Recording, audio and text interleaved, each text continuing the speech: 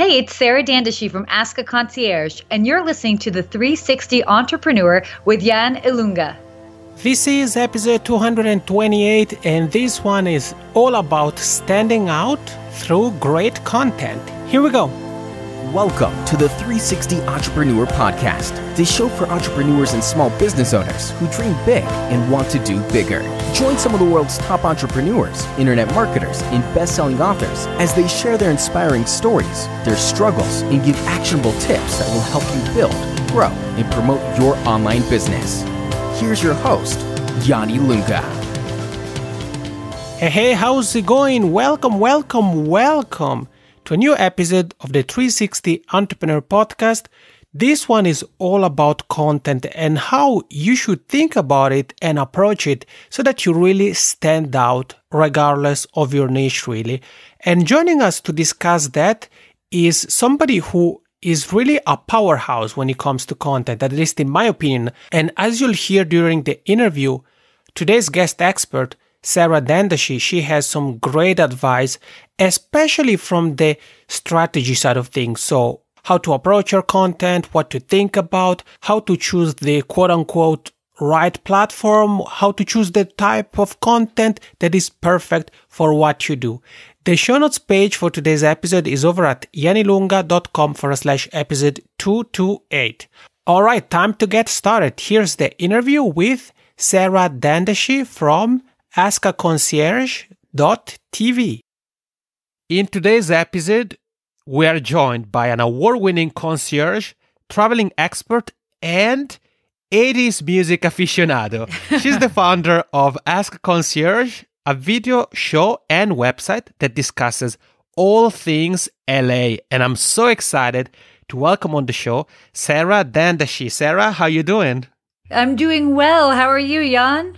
I'm fantastic, especially now that I'm talking to you, because I've been following what you do now for a couple of months, I think already, and yeah, I'm fascinated by what you do, and I was like, yeah, it would be great to have Sarah on the show. So I'm really excited about you accepting my invitation and being here. Thank you for having me. I really appreciate that you reached out. Yeah, absolutely. And Sarah, I have a question I have to ask you that is a must. Okay. You are an 80s music aficionado, I found out. So, what are a couple of your favorite artists from the 80s? Oh my gosh. Wow, you're really going to start off with that. That's awesome. Okay. Well, I mean, gosh, there's so many great bands and people from the 80s. So I'm a huge Phil Collins fan. Mm-hmm. Huge. Like, I like anything Phil Collins, which is like crazy and weird and all of that. You have to say, I really love some like good old fashioned Madonna from the 80s. Mm-hmm. I think that was really like her heyday. Whitney Houston, of course, Michael Jackson. Right. But there are so many. Elton John in the 80s was pretty awesome. So, it really runs the gamut. But yeah, those are definitely some of my favorites. Nice. I had to ask you because I'm a huge music fan myself. And actually, I even host a music podcast, which is a completely different topic. And yeah, I grew up with 80s music in my house. My dad was a huge fan of disco music from the 70s and 80s. So when I saw that detail about you, I was like, yeah, I have to ask her right off the bat, to start the conversation in a nice way. And I said, Sarah, you are an award-winning concierge and you are also a traveling expert.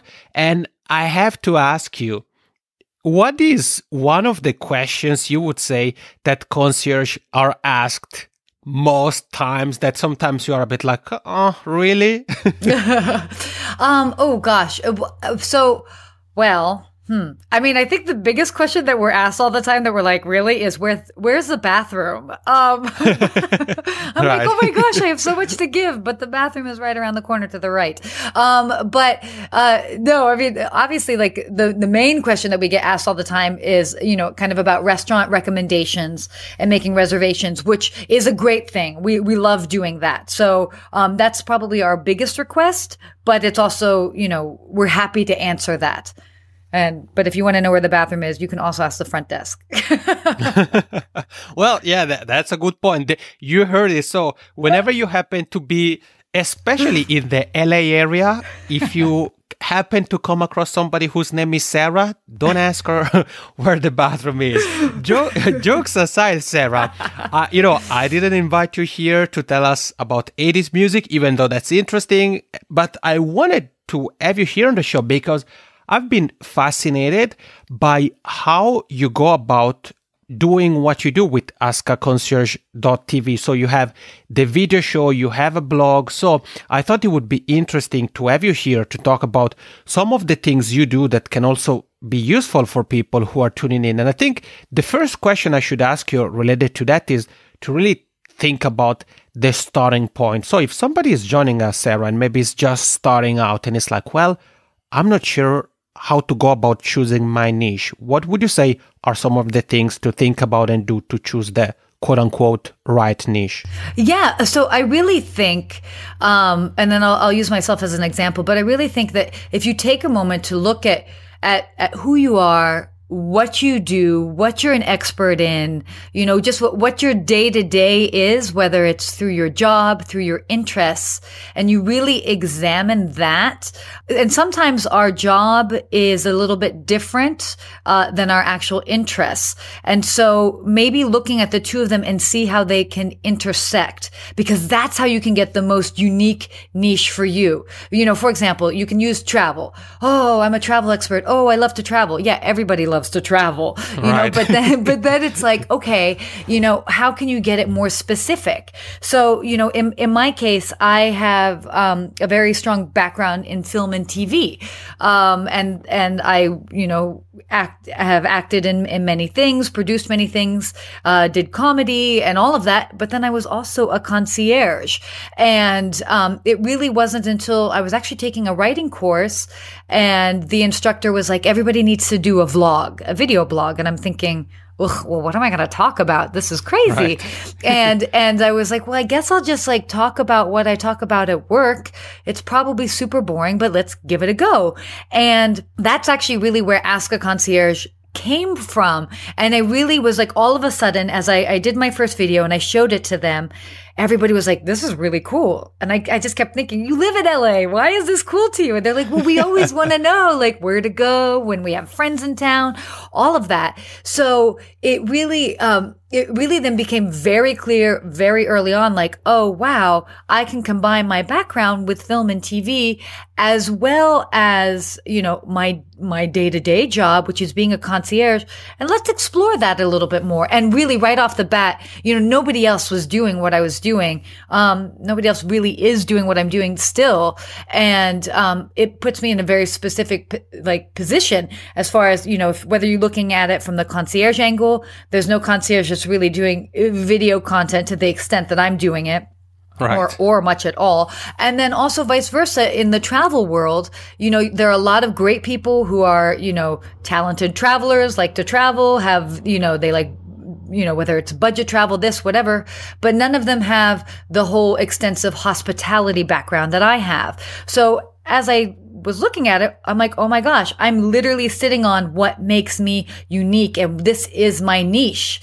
And so the very long story of that is to basically look at what you do and what you bring to the table. And it's like, each one of us is unique. So if you just take a moment and see what's around you, what you're bringing to the table, I think it'll become really clear that what your niche is.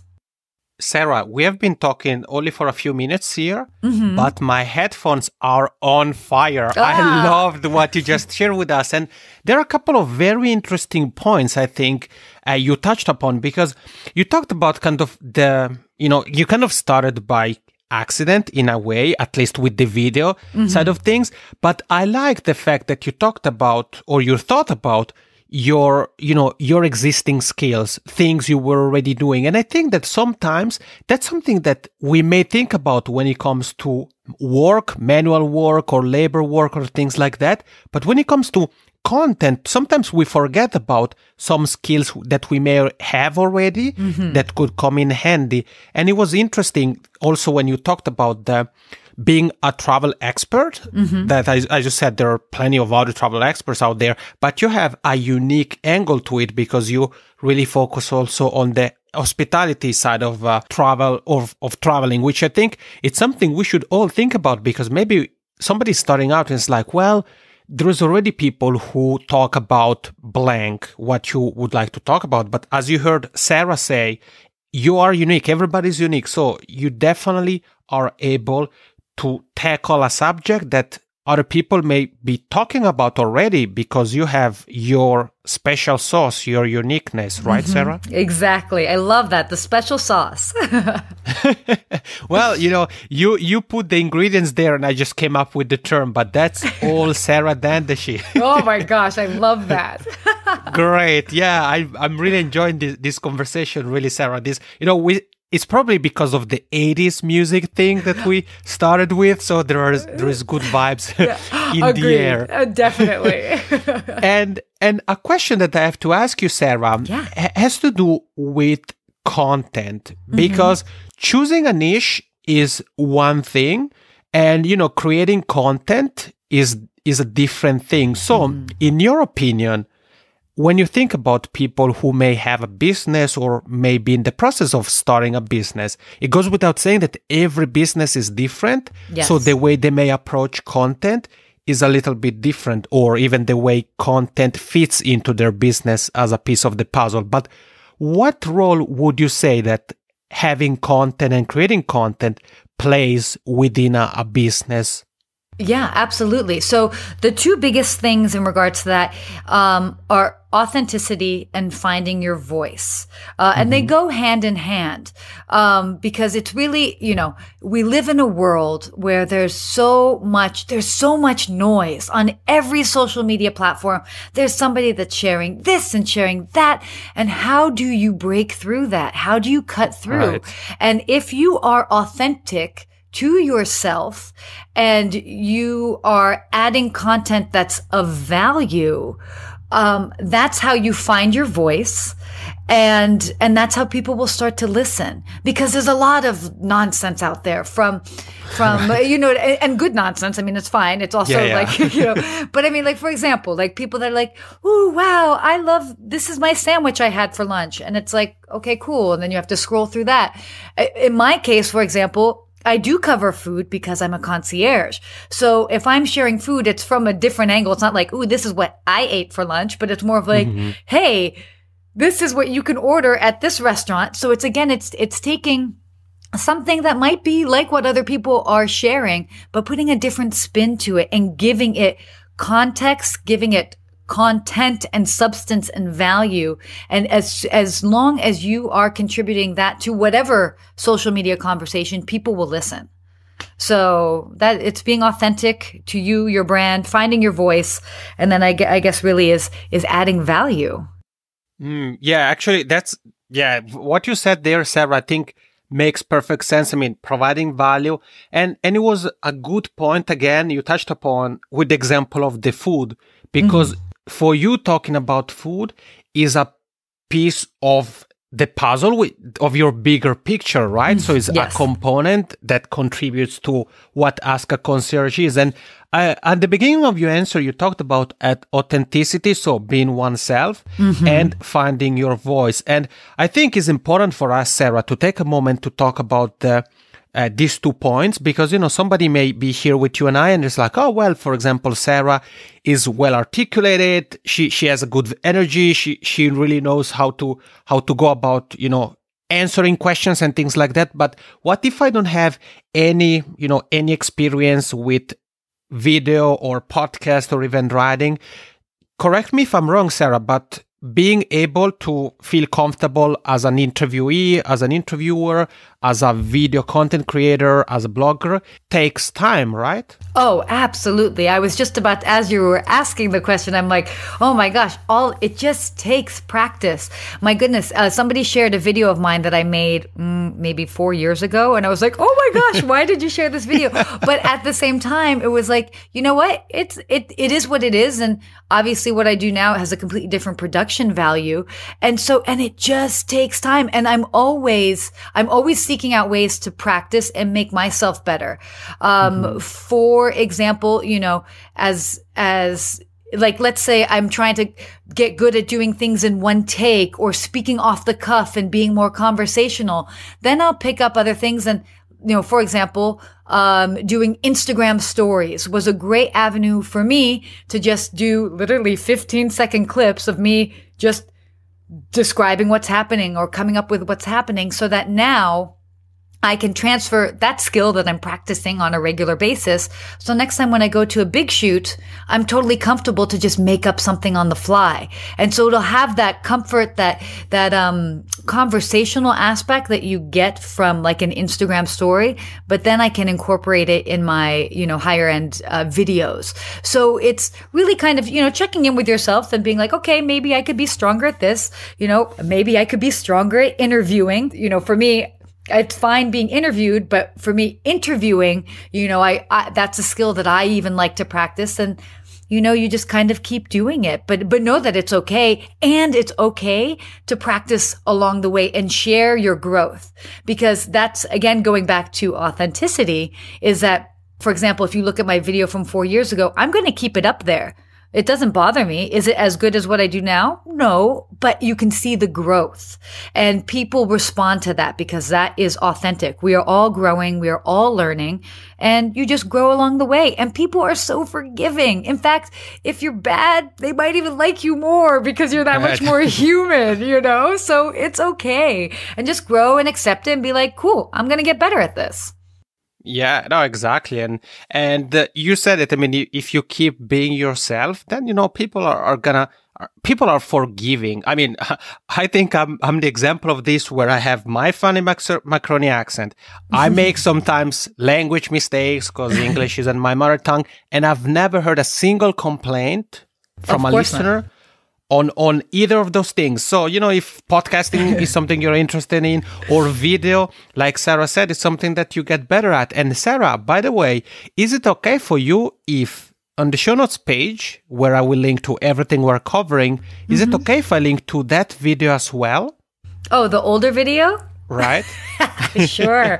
Choose whatever older video you want. No problem. No, I'll send you some. No problem. All right. And you know what I'm going to do, Sarah? Not to put only you on the spot. I'm also going to link to my very first podcast ever. Love it. And so that people can see the difference in both the video and audio. But you said something there, Sarah, that I thought it was very fascinating. And it's something that people who are starting out with content creation today are actually have this advantage compared to some people like probably you and I who started a few years ago, that nowadays there are so many different platforms, tools, apps that one can use to take baby steps. So for video, you mentioned Instagram stories, for example.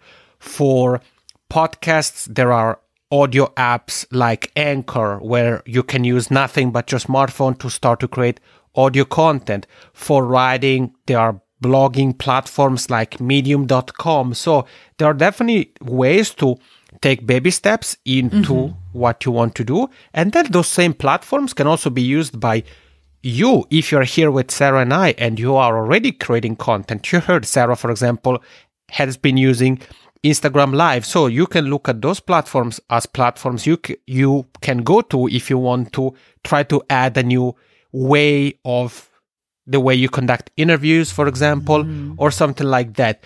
And this is kind of a tough question, Sarah, and you kind of hinted to this en passant during your previous answer, because while it's good that there are so many options in terms of tools, platforms, that can also feel a little bit overwhelming. So if we think about blogging, video, podcasts, if somebody is just getting started and is thinking, I'm not sure how to go about the quote-unquote right medium for me, text, audio, video, what would be your advice, Sarah?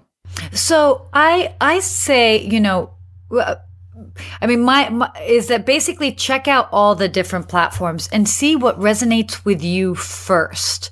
For me, for example, Twitter really, it resonated with me very much so. And I was part of a lot of Twitter chats and I really was able to grow my following quickly on that. And as I was kind of working on my videos, when I wasn't able to do them as consistently or as much, I could be consistent with being on Twitter. And so I really grew my biggest following there. And that's the other thing is that consistency is key. So, play around with the different platforms, see what comes naturally to you, and then go ahead and explore that a little bit more. And be mindful, so long as you're mindful of like the content that you're putting out there, I think it'll be really obvious what platform makes the most sense to you. And always like seeing who responds the most to you on whatever platform you're going to want to keep pushing on that particular platform because you're like, people are responding to me. So, right. So I mean, it is baby steps, but know that, I mean, my favorite thing to say about social media is like, there are no mistakes in social media. Well, unless you say something bad. So don't say anything bad, but there are no mistakes to doing it. And because there is such an influx of information that try it. Worst comes to worst, you put something out there and like not many people engage with it, but then you're going to put out something next and you've moved on. So to me, there's like no way of really failing. When I started at Instagram, I would play around with different photos, different videos and this. Right. And that's how I would really find my voice. And it's like, worst comes to worst, I just don't get a lot of likes on it. But then I'm going to post something else tomorrow and that'll be forgotten. So no big deal. Or if it's like, oh, wow, a lot of people like this, note to self, do more of this. So I really think it's a fun way to kind of play around with your brand and your voice and see what people respond to. It really puts you in the driver's seat and it gives you a lot of, control in that aspect. So long as you're not afraid of it, oh gosh, you could discover so many great things. Yeah. And I mean, I think that the only way to know if something will work for you, for what you're doing, is to actually, or for what you're planning on doing, is to actually get started. And I liked, Sarah, the fact that you addressed my question from the perspective of the person who's listening to us, because I think that oftentimes we hear experts say, well, go where your ideal customer is, or your ideal listener, or ideal viewer, ideal reader. But I like the fact that you kind of put that aside a little bit and you said, start by looking at what you enjoy doing, which platform you think, kind of comes closer to what you like. And I think that's very important because, if you do something just because an expert told you to do so, but you don't enjoy doing that, people are probably going to start to feel that, maybe not immediately, but even a few months from now, they're going to be like, oh, yeah, or you're less likely to keep going because, as you said, Sarah, consistency is really key in growing a community, in getting viewers, podcast listeners, readers, customers even, right? Yeah, absolutely. And then this really just goes back to what I said a while ago is authenticity. So, and I say this and it's okay because it's also okay to ebb and flow. For example, Twitter was big for me a couple years ago and I grew my following. And then, probably about 2 years ago, I was like, I really want to just focus on Instagram. And so I put more attention and focus there, and I have grown my numbers. They're still not quite the same as what they are on Twitter, but I was just at a conference with other individuals, and they're all about Twitter, and I'm like, oh, I guess I should post. But and it's fine, and it's okay, and it's okay to let your interests change, and it's I don't put as much attention on it anymore because I'm focused on something else, but it's because it comes from me, from within, you know what I mean? And that's what's authentic about it. And And and it's really letting people see all the different sides of you as well too. That's how people will tune in. And chiming in actually on what you were just saying, when you were saying that I was giving advice based on who, the entrepreneur is, the content creator. Of course, because here's the thing: if you are just going out there and producing content for what you think people will want, it's not coming from a real place. And then what are you're imagining what somebody wants, which is, I mean, if you're good, maybe you can figure it out, but not all the time. But if you just focus on what you like, there are customers, there are consumers, there are followers on every platform. So long as you are doing what you like, people are going to find you. And that's all that matters. So just do you, and people will find you.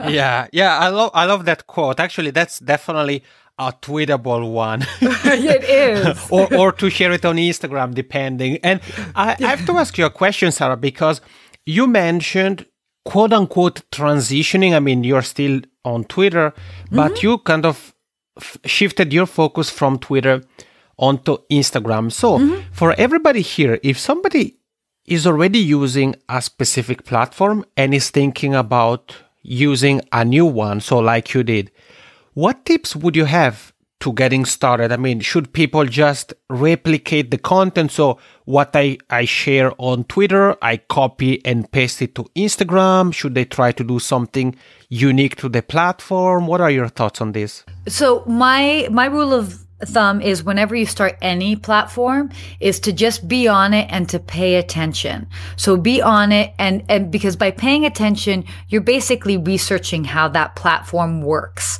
So, I was on Instagram for a while before I really started pushing it and, would look and see what works for other people and this, and then it's like, I think I'll start adding video. And I was probably one of the first people on Instagram to start adding videos. So when I really was doing my big push, you could only do 15-second videos. So I was like, okay, I'm going to make polished videos that are only 15 seconds. Right. and do that. And so, whenever you start a new platform, you just pay attention. I have to say, I think I'm going to start dabbling a little bit into Pinterest, which I don't know anything about Pinterest, and it's kind of scary, which makes me laugh because I'm like, really, Sarah, you're out there on every platform. Why are you scared of a new platform? But I'm like, I don't really get it. So, but I need to be on there and spend the time and the effort to learn how it works, and then, and then really kind of like dive in. So it just goes to show you that people from all different, backgrounds or, whatever your experience level is, there's always something new. So it's okay. Get yourself out of your comfort zone, see what's out there, and then see how you can contribute to the online conversation.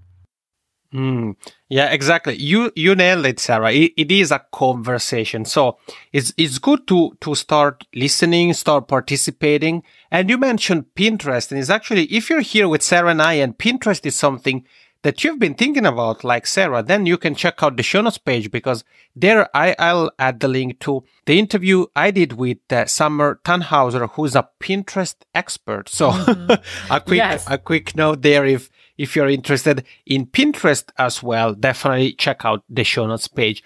And Sarah, I'm curious, you use different platforms, as we have said here. So you have your blog, you have the videos, you have Twitter, you have Instagram, and many other platforms. So what is your strategy, or you can talk about your strategy specifically, or even share more general advice if you feel like, in terms of promoting content? So let's say, actually, let me make a practical example. When you create one of your videos, how do you go about promoting it on the different platforms? So this is a question that ties into what we just talked about. How do you go about promoting it? Do you just basically use the same approach for the blog, for Twitter, for Instagram, or do you really try to take the same piece of content but then add the Instagram spin to it when you market it on Instagram, the Twitter spin to it when you market it to Twitter? Yeah. So because really what when you're creating a video, so much goes into the video. So I do share it on every platform. I do know that some people say, oh, don't share the exact same content on every platform. And you know what? If it's a picture or if it's this or, if it's a comment, sure, maybe you don't have to. But because I know how many hours go into a video, I'm sharing it on every platform to get as many eyeballs on it as possible. Right. But then where I do make it different is the language that I use with it. So for example, maybe on Instagram, I can write like a little bit, I can write a little bit more as far as in the caption under it, and obviously tagging the right people, and then maybe using the appropriate hashtags. I'll probably use a very similar text for Facebook, but then I always go through and I also make sure that all the people or companies are tagged appropriately on Facebook. Then Twitter, because Twitter is a different beast with having only 140 characters available, I changed the language entirely. And then, for example, on Twitter, once I do a video, I always pin it to the top to just kind of give it extra added visibility. So each one, those are my three. Oh, and then it's also on YouTube as well, too. And then when I put it on YouTube, then there are certain tricks to YouTube that you do, and you include different links within the description of it as well too. So they are changed ever so slightly just to kind of optimize their presence on each platform.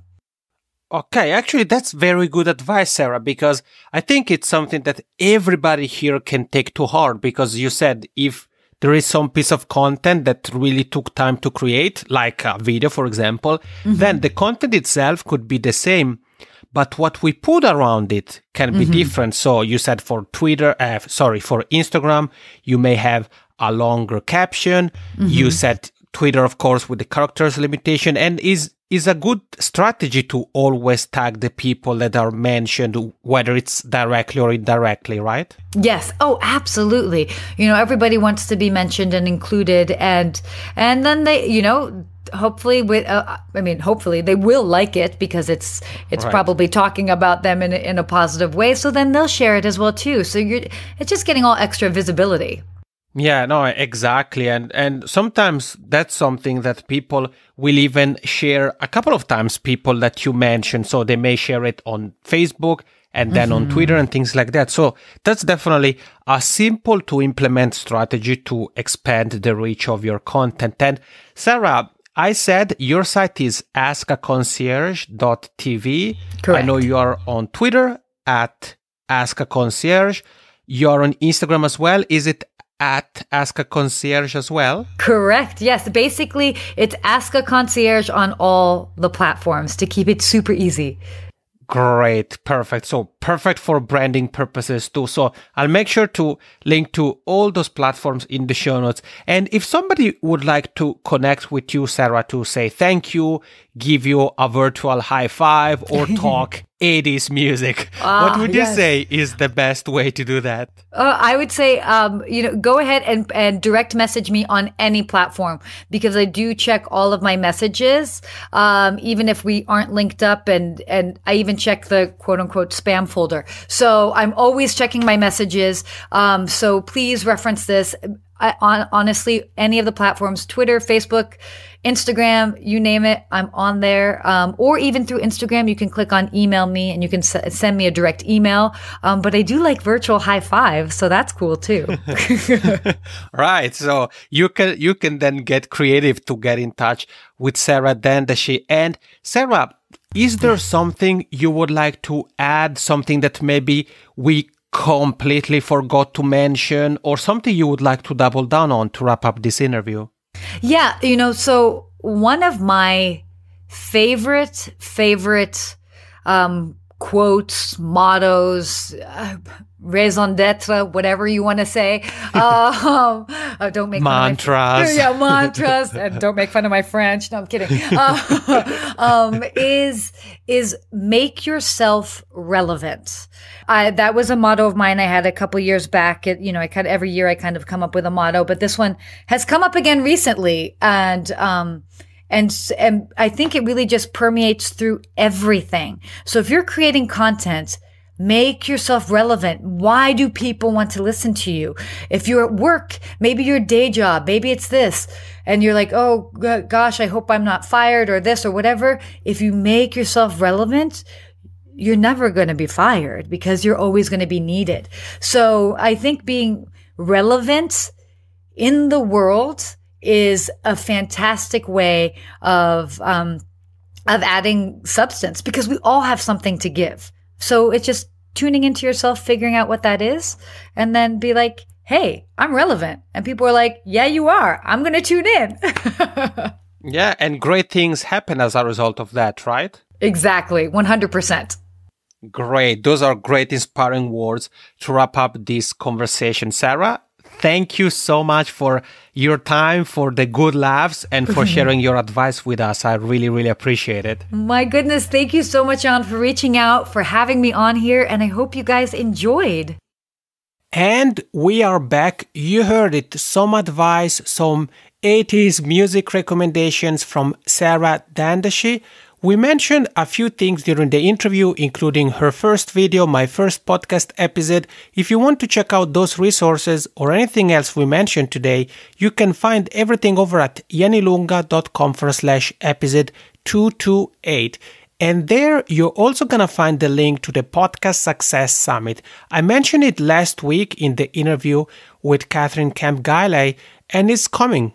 Starting from Monday, you'll be able to learn from over 50 podcasting and marketing experts online. So you don't have to worry about flight tickets, accommodation, nothing like that. You can actually learn in your pajamas. The show notes page again, it's janilunga.com/episode 228.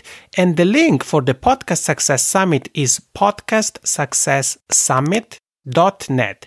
There you're going to find the entire schedule. You can grab your free ticket, and you can also get the all access pass if you want to get lifetime access to everything. Or perhaps you've been listening to Sarah and I, and the summit has passed and you still would like to access it. No problem. Check out the link I mentioned. Grab the all access pass so that you get lifetime access to every single session and panel of discussion, as well as to more than 20 exclusive trainings that I've recorded with some of the event's top speakers. This is it for today. Thank you so much for joining Sarah and I hope to seeing you on the Podcast Success Summit.